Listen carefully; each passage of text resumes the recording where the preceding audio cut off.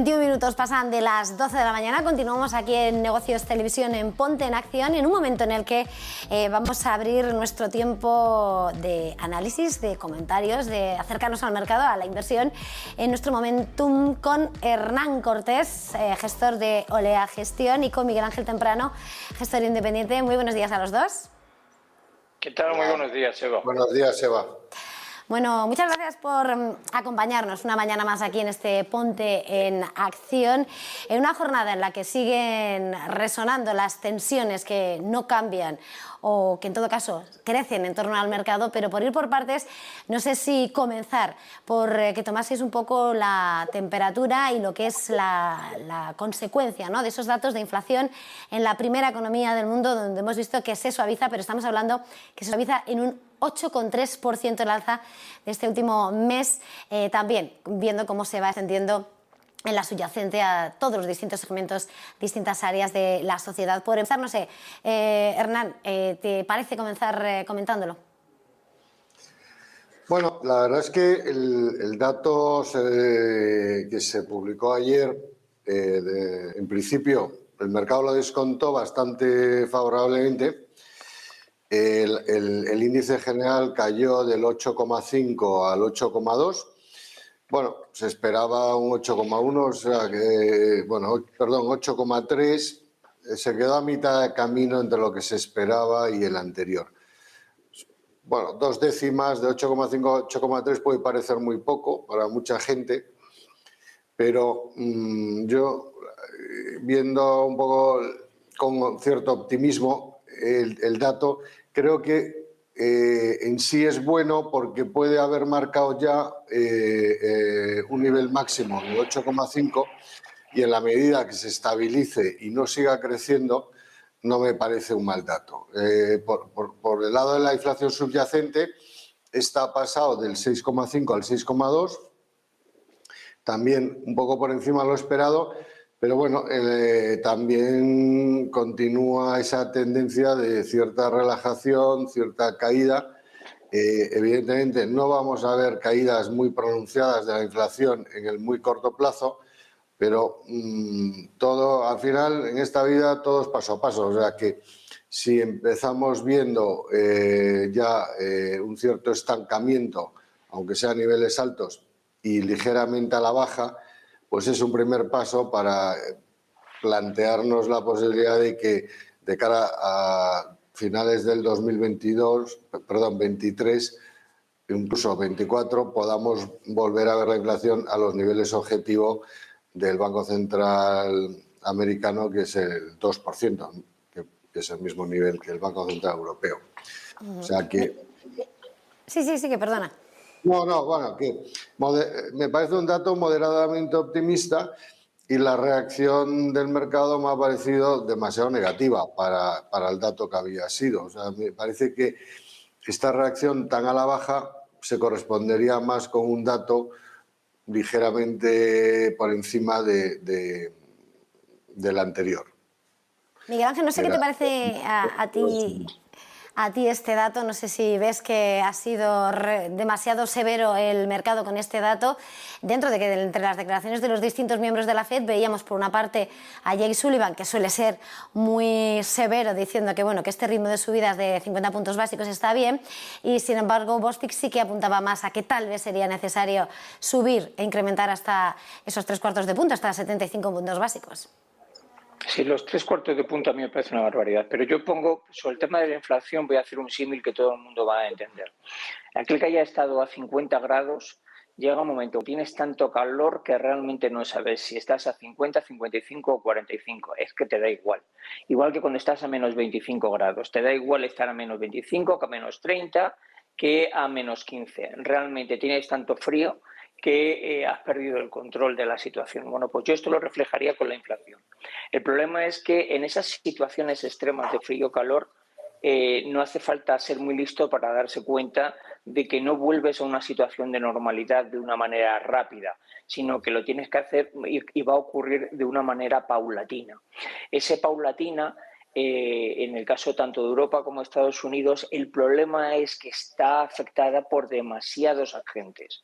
Tenemos los cuellos de botella provocados en China, que de momento estamos repitiendo lo que ocurrió al principio de la pandemia. Ellos paralizan sus producciones y empezamos a no tener suministros. Pero después vino una segunda derivada, que sería perfectamente una inflación de segunda ronda. En este caso fue que, bueno, colapsaron la cadena logística, pues porque no había suficiente, el mercado no tenía la flexibilidad suficiente para abastecer el nuevo crecimiento o la vuelta a la normalidad. Bueno, luego aquí hay algo extraño que yo digo que yo no me creo. Quizás mi formación científica vaya un poquito más allá, pero es que con todos los científicos que hablo, con todos piensan igual que yo.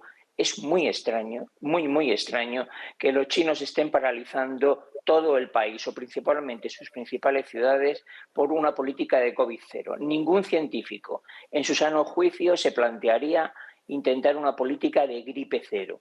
Por lo tanto, algo raro tiene que haber que no nos están contando.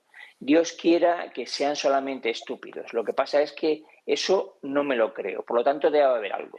Ya llevamos dos problemas, las cadenas de suministro provocadas por lo que sea, más un potencial problema de COVID. Pero es que adicionalmente tenemos a un zumbao que ya ayer, bueno, amenazaba con una guerra nuclear. Yo creo que todo el mundo descarta la guerra nuclear pues porque da igual. O sea, es que si tira la bomba, pues ¿qué vamos a hacerle?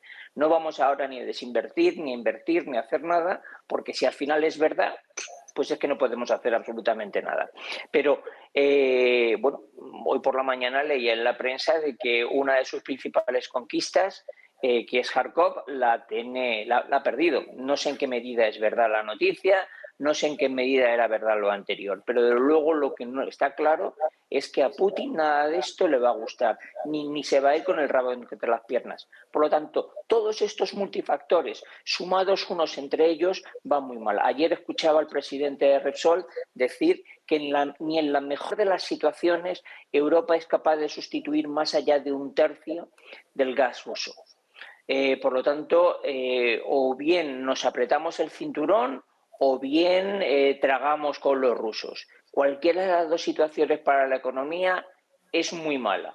Por lo tanto, tenemos una inflación disparada, totalmente disparada, que no puede ser controlada, donde ya Biden ha empezado a dar excusas. No nos olvidemos que tenemos en noviembre unas elecciones importantísimas de mitad de mandato, diciendo la inflación no es culpa mía, y una serie de agentes externos que lo enredan. Una situación para la economía pésima y para los mercados financieros todavía peor. En este contexto están señalando al mismo tiempo, ¿no?, como vamos de un banco central a otro banco central, estaba señalando el secretismo que viene de China, la guerra de propaganda, que al final estamos bastante a ciegas en distintas razones, de esos factores que más presionan al mercado, pero lo que parece que va teniendo más luz es ese camino del Banco Central Europeo, sobre todo desde que Christine Lagarde lo dijera ayer, que abre o parece abrir la puerta, ¿no?, a que realmente se confirme una subida de tipos en el mes de julio, a partir del mes de julio, una vez que acabe ese programa de compra de activos y en esa lucha que evidentemente llevamos con la inflación. Hoy hemos visto también cómo el PIB del Reino Unido ya ha decrecido, ha caído por esa detracción del consumo por parte de los consumidores, porque su poder adquisitivo ha cambiado. Y nosotros además, más allá de lo que está pasando, por ejemplo, en el contexto global, muy directamente en esa crisis con Rusia, tenemos lo que es la crisis energética. Según han calculado los analistas de Financial Times, en los próximos 5 años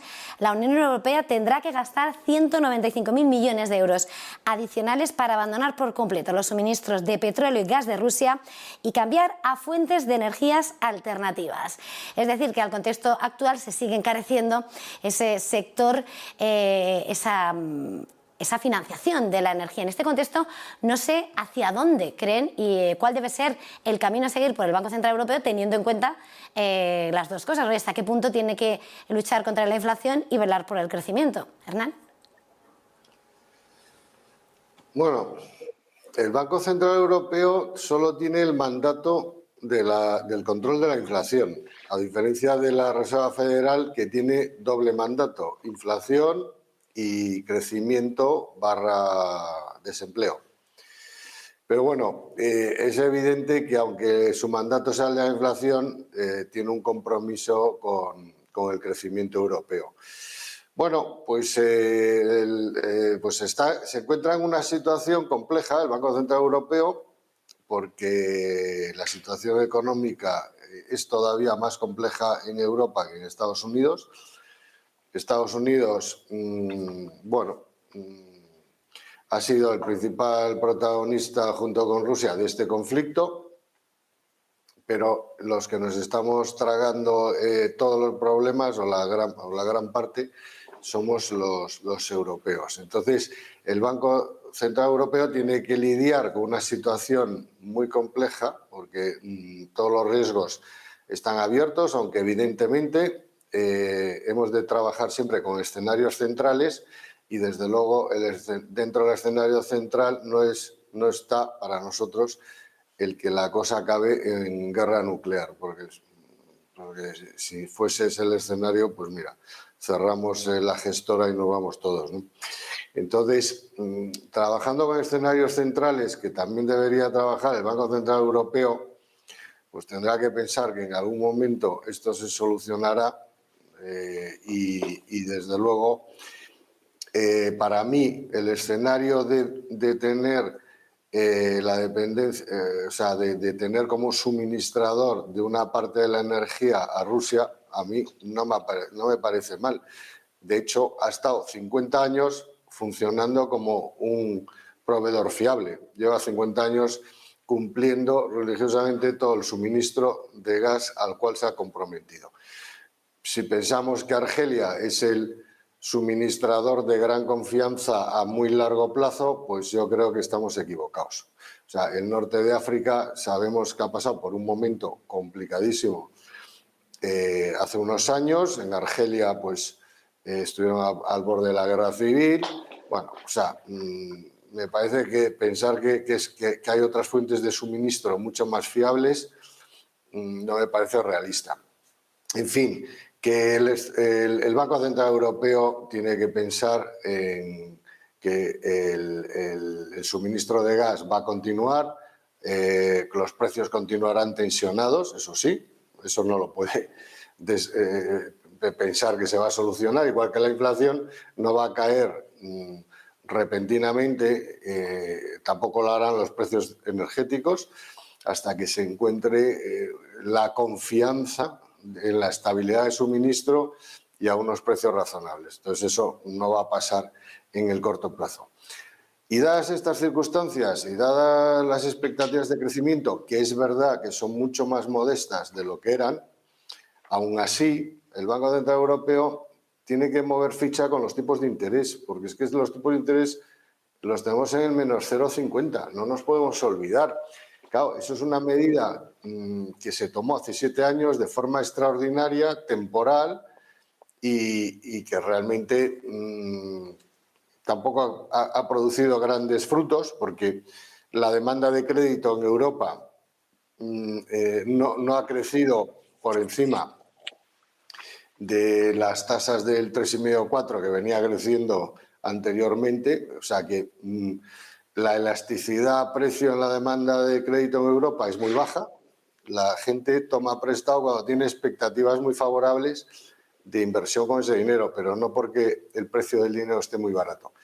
Entonces, tiene que acomodar esa política monetaria, que tampoco ha dado esos frutos esperados, tiene que acomodarla a una realidad en la cual estamos con una inflación mucho más alta y que todo nuestro entorno económico, Estados Unidos, Inglaterra, etcétera, están acomodando esos tipos a esta nueva situación.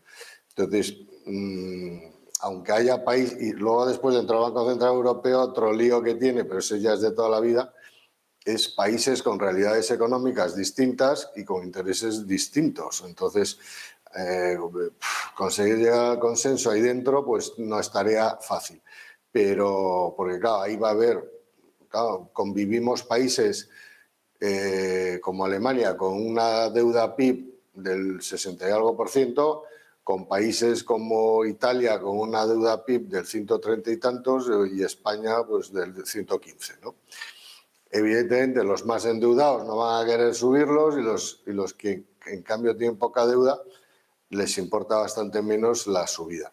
En fin, en cualquier caso, el Banco Central Europeo yo no creo que suba los tipos, dada la situación, a los niveles de la Reserva Federal, que en este momento se descuentan niveles cercanos al 2,5% a final de año y al 3% en junio del año que viene. Y el mercado lo que descuenta son niveles más o menos del 0,25 en Europa en diciembre y el 1% en junio del año que viene. Bueno, aunque solo sea por una vez, estoy bastante de acuerdo con los niveles que está descontando el mercado. Entonces, a mí me parece que es imposponible, no se puede posponer ya la decisión de ese ajuste, un ajuste relativamente menor, seguimos hablando de tipos del orden del 1%, que en términos históricos son muy bajos, ¿no? Entonces, yo lo veo inminente, la subida del Banco Central. Yo ya con las declaraciones últimas ya lo doy por hecho que va a ser en julio. Y bueno, pues subirá a otro ritmo que la Reserva Federal y con menos intensidad, porque no va a alcanzar esos niveles, pero sí veremos tipos en la zona del 1 para el año siguiente.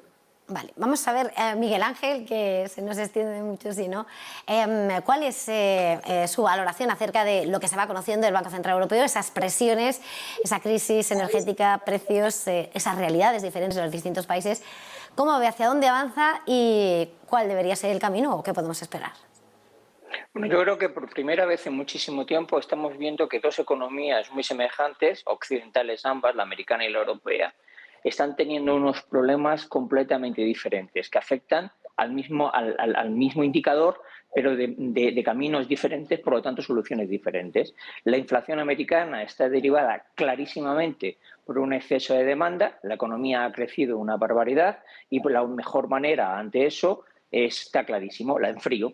Reduzco medidas monetarias, es decir, quito masa monetaria en circulación y subo los tipos de interés. El problema de Europa es que no tiene nada que ver. La inflación la está creando no un exceso de demanda, sino una falta de oferta.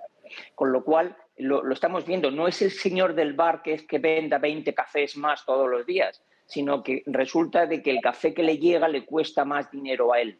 Por lo tanto, no se ve obligado a subir el precio del café, aunque en lugar de 20 venda 5. Por lo tanto, nuestra inflación viene derivada por un defecto de oferta. Eso no se ataca reduciendo los tipos de interés. Entonces dices, bueno, ¿y por qué Christine Lagarde los va a hacer? Porque no le va a quedar más remedio. Y no le va a quedar más remedio porque, claro, una economía donde reduce su masa monetaria y incrementa sus tipos de interés, como son los americanos, lleva indefectiblemente a que una apreciación de su moneda, en este caso del dólar respecto al euro.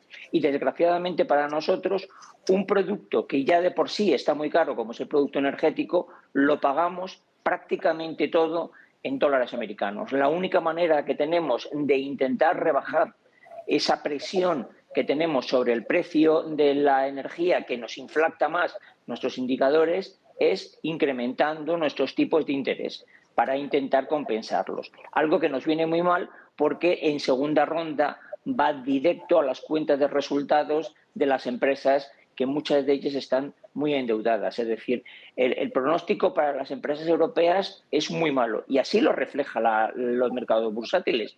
Mientras que los americanos, que han caído aproximadamente un 14% en el S&P, todavía están muy por encima de los niveles prepandémicos, es decir, han subido todavía más.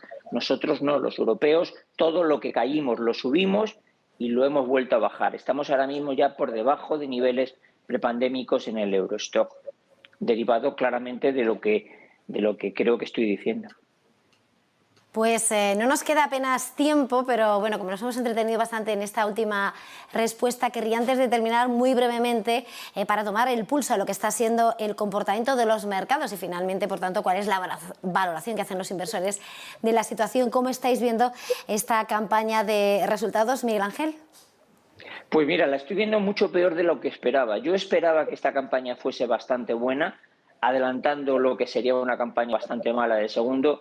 y hay muchos blancos y negros. Desgraciadamente, estos blancos y negros, que yo esperaba que ahí hubiese mucho más blanco, lo que me está anticipando de que la siguiente campaña va a ser desastrosa. ¿Y Hernán? Yo no lo veo tan mal, la verdad.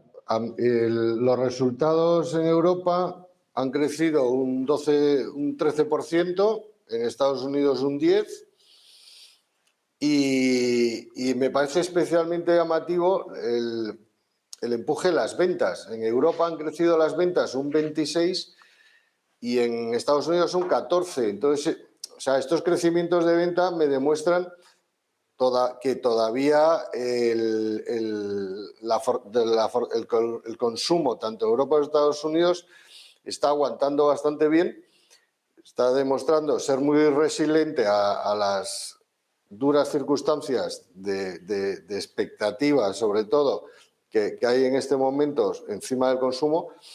Y pienso que bueno, pues que a mí me han sorprendido favorablemente y al consenso del mercado también, porque el dato europeo es un 12% por encima de lo esperado y el americano un 5%.